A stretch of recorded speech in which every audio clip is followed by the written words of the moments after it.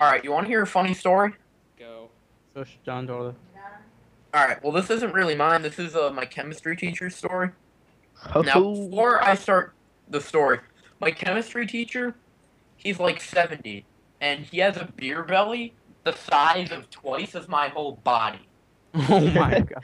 So basically, my chemistry teacher, he used to be a cop, right? And he's driving around, and he gets a call on his cell phone, or something like that, from his daughter. Or somehow his daughter calls him, because it was 40 years ago, so it wasn't cell phone. I guess it was house phone. And she's like, "There's a fox attacking me!"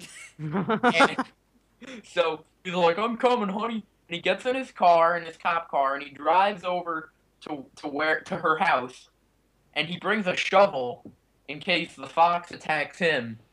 And so he gets out of his car, and there was no fox there, and he's like, daughter, there's no fox here. I think you're going crazy." And she's like, "Turn around!" And the fucking fox just jumps up and claws on his chest.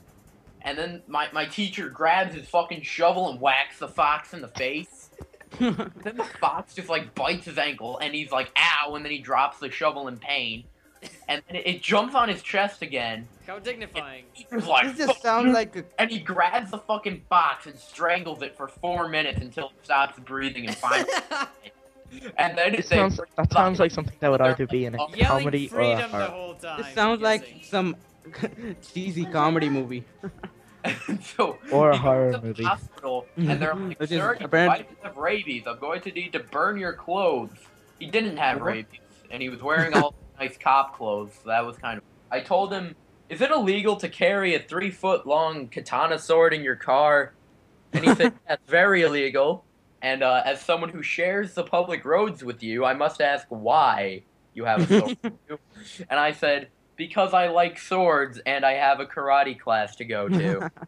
And he says, "Is this just like that time where you brought those nunchucks into school last year and I almost had you expelled?" I said, "Yes, it's kind of like that." Which, by the way, he did. I was showing my nunchucks to my friend. Let me my Savage text. walks by and he says, "Are those weapons? I'm going to get you expelled." And then I'm like, "Don't expel me." He's like, "Okay."